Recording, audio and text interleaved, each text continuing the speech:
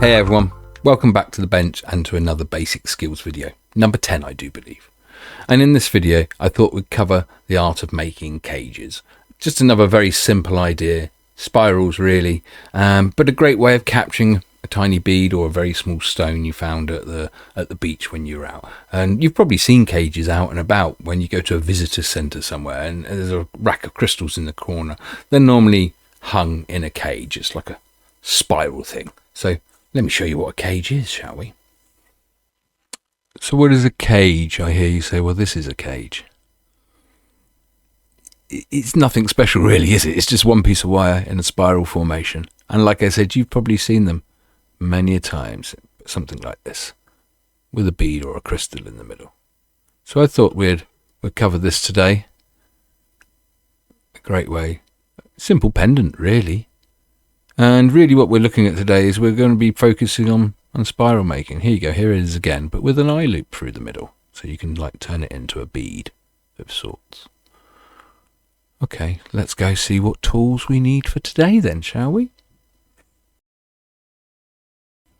Tools that we shall be using today will be round nose, chain nose, flat nose, flush cutters. I will be using my heavy duty flush cutters because the wire size, the wire gauge will be thicker today. Metal ruler, Sharpie pen, and wire gauge today will be 1.25mm, which is 16 gauge. When it comes to making cages, I've always found the bigger the cage, the thicker the wire. They can collapse really easily when they've got a thin wire, especially if they've got nothing in the side of them. So today we're going to be using 1.25 16 gauge. Right, let's make some cages.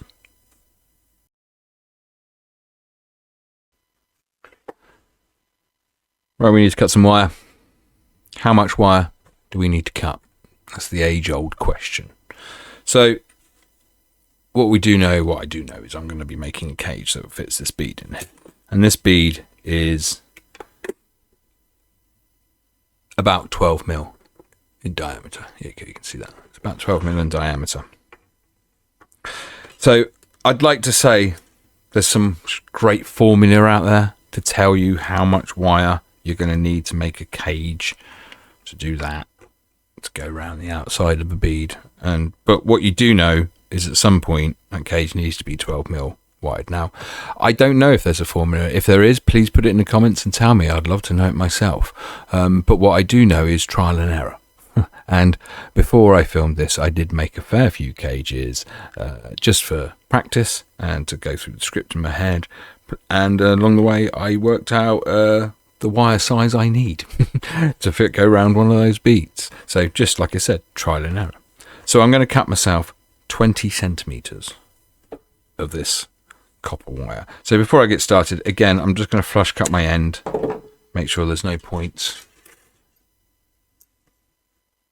I'm going to cut 20 centimeters,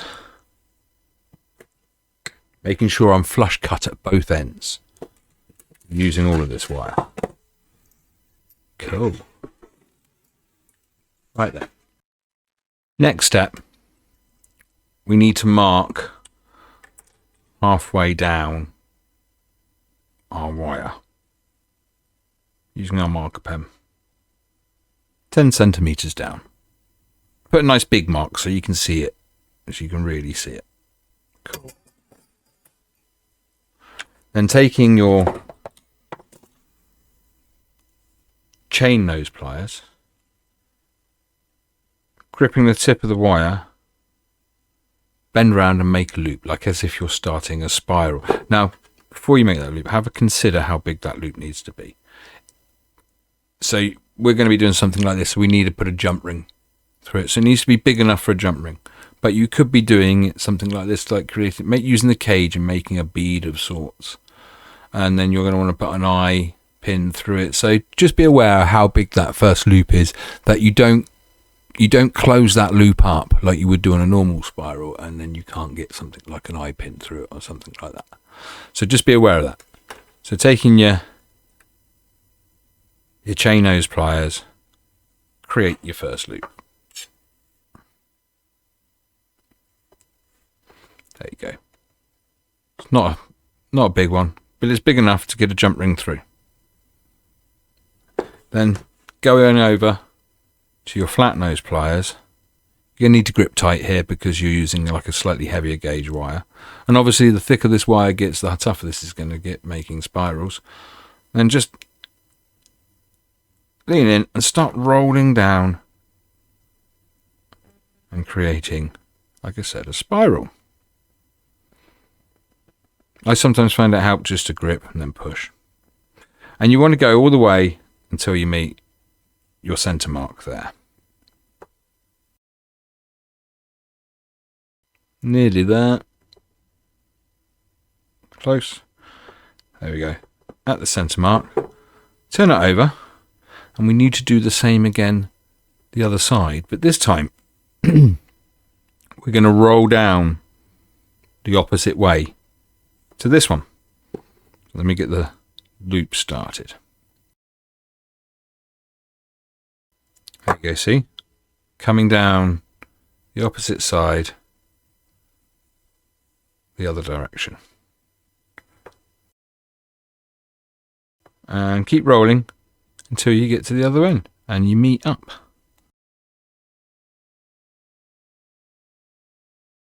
There we go.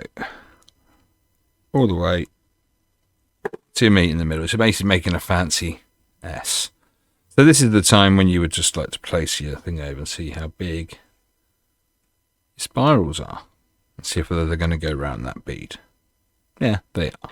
Now what you can do, and I have done in the past, is you have a second here. You could hammer this if you wish to. Just gets a little bit of an edge, but just gently. You don't want to take too much away from the wire itself. But you could hammer, but I'm not going to. We don't need to. So for the next stage, you're going to need your round nose pliers. Get your pliers, place them on the deck, open them up like so. So they're sticking up. Take your cage, or your pre-cage, placing the spiral, the center of one of your spirals over one of your arms. And then what you need to do here, I'm just going to try and do this, there we go, is gently pull each layer kind of down. Now, heavier gauge, tricky on the old fingernails, I know. There we go. Not much, just tease it down like so. Swap them over. Do the other side. Now make sure they're poking up the same way.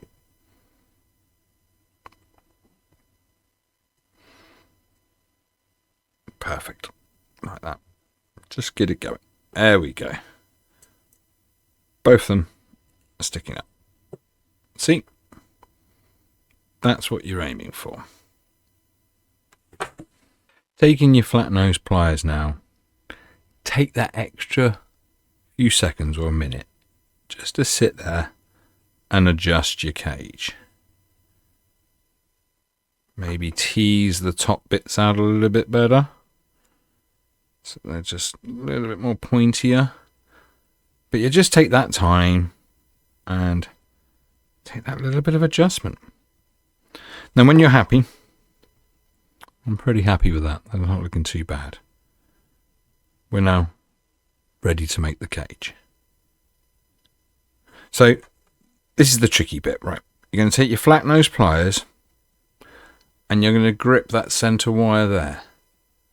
And this edge here is on the center mark. I can just the mark's the other side here. You can't see it here, but here, like so. So you see that edge of the flat nose pliers is on the center mark here. And I'm going to gently, slowly just start turning the sides over towards each other. And get to a point I'm going to stop. So now we're at the perfect point for grabbing your bead or something and popping it in. So pop the bead in, like so. And then just sit there and adjust it as it grips the bead. There we go. There we go. I'm even going to squash one end down. Let's actually squash that end down and then have this end coming up for the, there we go. Then yeah, just spend that minute or so just using your pliers. Now if you didn't have a bead, just turn it over. But the idea behind this was to capture something. We'll say this though, this bead is a fraction bigger than the last one I used. So, and then at the top here, just get your pliers in there and take that and just turn it up. There we go. Perfect. Now that's ready for a jump ring. Simple idea how to capture a bead. Let me show you without a bead. Let me just do it again, but without the bead, so you can see it on its own, just like that. So here we go now. I'll show you again. Cage ready. There we go. This one's a bit better. I've redone this one so you can see the mark there in the middle. So I'm going to place my, again, flat nose pliers. See, that edge is up against that mark.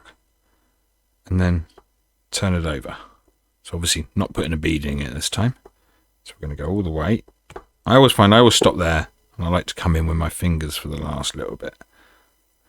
Doesn't matter if you squash it, you can reshape it. There we go.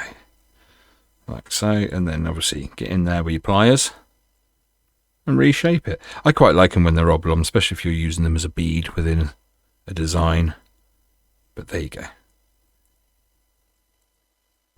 Occasionally you might have to get in there and just tweak that bit where you folded it over. It sometimes can kink a little bit in there, but you know what? You get away with it. There we go. That's it without the bead. Simple. Such a simple idea. There you go, ladies and gentlemen. That's cages. There you go, everybody. Cages. Such a simple idea. One piece of wire, spirals. Capture that small bead or that random stone you found down the beach. Just a small one, but do heed my warning. The larger the cage, the thicker the wire. And the larger they get, the more unruly they get and a bit trickier to use. So I like to keep them small. That size is perfect for me. In fact, please join me in part 2 to this video, where we will take eye loops, shepherd's crook clasps, and cages and create something with it. I think it would be a great way to combine the last few videos and build something and design something with it. That'd be really cool. So yeah, please join me in part 2. Can't wait to see you. Take care. See you soon. Bye-bye. To support this channel and help me keep making more videos, please come on over to join my Patreon, where you'll get early access to all my videos, free downloads of my books and tutorials, and entries into my giveaways and more.